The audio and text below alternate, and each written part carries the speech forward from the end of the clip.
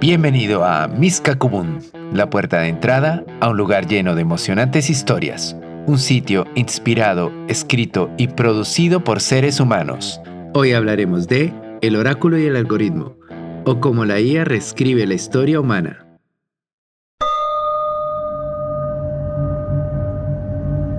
Desde el inicio de los tiempos, el ser humano ha estado obsesionado con dos ideas: saber lo que pasó y adivinar lo que será. Desde las primeras civilizaciones, cuando un rey quería saber si debía ir a la guerra, o un campesino si su cosecha prosperaría, acudían al mismo lugar, al oráculo. En Delfos, los griegos escuchaban a la Pitia, intérprete de Apolo. En Mesopotamia, los sacerdotes leían los movimientos de las estrellas.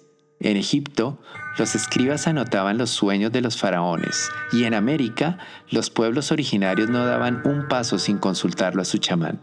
Las profecías que se obtenían eran consideradas verdades absolutas e indiscutibles. Hoy seguimos preguntando, pero ya no acudimos a un lugar remoto. La verdad reside en un sitio más frío, más rápido y potencialmente más sesgado: el algoritmo. Una caja negra alimentada por billones de datos. Pero, ¿qué ocurre cuando la voz de la profecía no es humana, sino que viene de un código? ¿A qué nos sometemos al permitir que un algoritmo cuente la más importante de las historias que se puedan contar?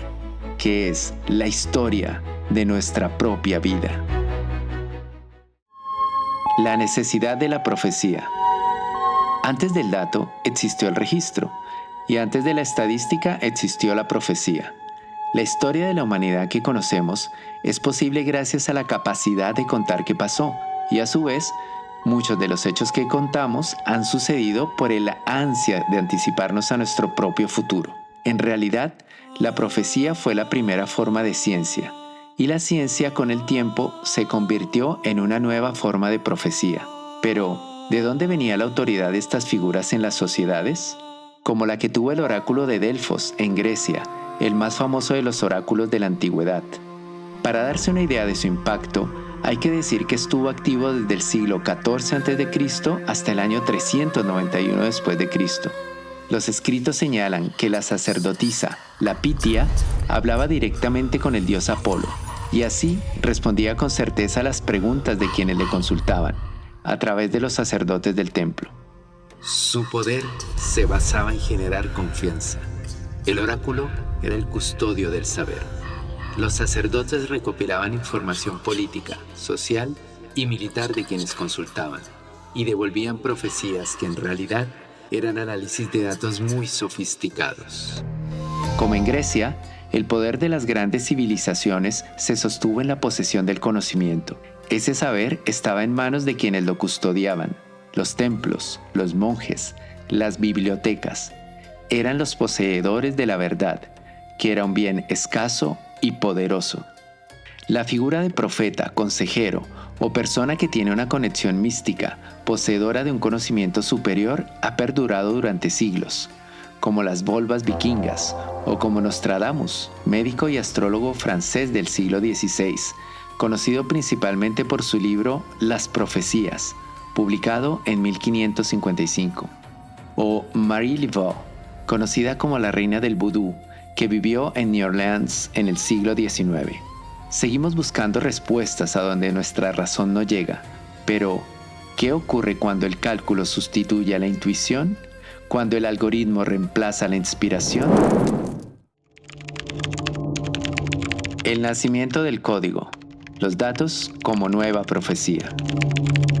Se puede decir que la revolución industrial trajo el fin del oráculo místico y el nacimiento del oráculo estadístico. Los datos dejaron de ser registros aislados para convertirse en la nueva ley. Aunque desde la antigüedad hemos recopilado ingentes cantidades de datos, como son los censos en Roma, el gran cambio ocurrió cuando empezó a tenerse mayor capacidad de recopilar y analizar grandes volúmenes de información. En realidad, siempre se han tomado decisiones basadas en datos, en observaciones, pero al tener la capacidad de analizar esta información más rápido, de contrastarla, compartirla y generar credibilidad con un lenguaje basado en una ciencia común, cambiamos la manera de interpretar nuestras sociedades. El análisis de datos permitió a los gobernantes no solo entender el pasado, sino proyectar el futuro. Este fue el nacimiento del Big Data original. El Big Data es una profecía performativa. No solo predice un comportamiento, sino que lo incentiva. Cuando el sistema financiero sabe que estás a punto de incumplir un pago, las acciones que tomas te llevan precisamente a incumplir ese pago. Estas afirmaciones las encontramos en autores como Yuval Noah Harari, historiador y filósofo que analiza el futuro de nuestra especie y el impacto de las tecnologías emergentes, o como Katie O'Neill, matemática y científica de datos, quien nos hace pensar en las consecuencias del uso no regulado de algoritmos y el Big Data en la sociedad actual. Desde el siglo XX, la verdad histórica ya no la obtenemos de una narración épica, sino de una hoja de cálculo. Dejamos de contar historias con personajes y empezamos a hacerlo con gráficas. La evidencia numérica adquirió más peso como estandarte de la verdad. La manera en que las cosas han cambiado se puede ver en la manera en que consumimos la información, pues cada vez damos más cosas por sentadas que hasta hace poco tiempo no eran así.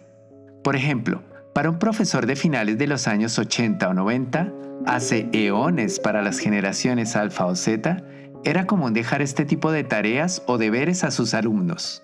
Deberían traer para la siguiente semana el significado de una palabra o expresión escrita en la pizarra. La búsqueda empezaba consultando los libros que teníamos a la mano, en preguntar a nuestros hermanos mayores y en la búsqueda de la palabra en un diccionario o en una enciclopedia impresa. Llegados a este punto, empezaba la peregrinación a la biblioteca más grande ubicada en nuestra ciudad o municipio. Si no había éxito, nuestros padres hacían llamadas telefónicas al tío o amigo que era profesor, o el considerado sabio de la familia, y aún así, habían ocasiones en las cuales no se llegaba a una conclusión única o directamente no se encontraba el significado. Esta situación, impensable hoy en día, cambió radicalmente con la aparición de las búsquedas a través de Internet, con la aparición de herramientas como Google. Pero aún así había mucha información que no estaba digitalizada, es decir, que no estaba disponible a través de Internet.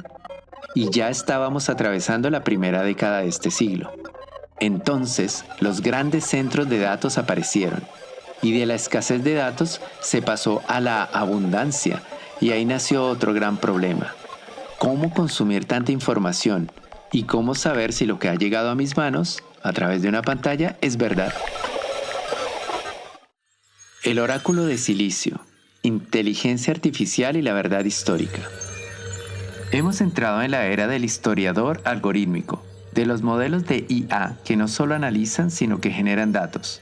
Antes, un equipo de filólogos tardaría décadas en intentar completar un texto fragmentado.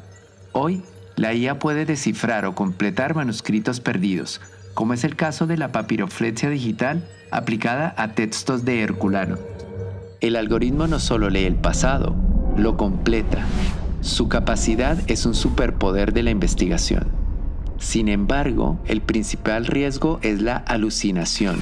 Cuando un modelo de IA no encuentra la respuesta, está entrenado para inventarla de manera convincente, y el oyente no puede distinguir el dato real de la invención algorítmica. Esto, más que un dilema, es un serio peligro. La IA puede eliminar sesgos humanos al analizar todos los documentos, pero si el entrenamiento de esa IA se basó en documentos escritos por un solo punto de vista, por ejemplo, hombres blancos europeos, lo que se conoce como sesgo de datos, el algoritmo perpetuará y amplificará ese sesgo, haciéndolo parecer más objetivo de lo que es. Entramos entonces en la era de la posverdad. Incluso, quienes vivimos tiempos analógicos empezamos a dudar de muchas cosas que ocurrieron, o asentimos a nuevas verdades que la sociedad impone. Para hacerse una idea de la dimensión del problema, hay que decir que el 90% de los datos a los cuales tenemos acceso han sido obtenidos durante los últimos 2 años, según un análisis de Keywords Everywhere. Imaginemos que somos niños y nos ponen enfrente la fuente de helado más grande que podamos imaginar, con todos los sabores que nos encantan. Por más golosos que seamos, solo podremos consumir los sabores que están en las primeras capas. Inevitablemente, gran parte quedará sepultada en el fondo y nunca accederemos a ella. Sí, El oráculo moderno es rápido y convincente. Lo recibimos tal cual nos han adiestrado. Pero su verdad es, en última instancia, un espejo de la historia sesgada que lo alimentó. La verdad ya no es un registro, es un promedio estadístico. Pero la profecía y el código son realmente dos caras de la misma moneda humana, el deseo de controlar el tiempo. El oráculo era transparente en su subjetividad, el algoritmo es opaco en su objetividad. Solo me queda decir que la gran tarea que tenemos es simple: retar al algoritmo, dejar de preguntarle qué pasó y empezar a preguntarle por qué eligió contarlo así. Seguiremos analizando este problema y planteando soluciones en siguientes episodios. Miskakubun, gente que habla, gente que tiene algo que contar. Gracias por escucharnos. Espero que a través de nuestro relato encuentres la manera de crear un mejor presente para todos. Si te interesa saber cómo creamos este contenido, te interesa participar o que generemos un contenido para ti, en la descripción de todos nuestros capítulos encontrarás el enlace a nuestras redes sociales y a nuestro sitio web para que te comuniques con nosotros. Miskakubun, gente que habla, gente que tiene algo que contar.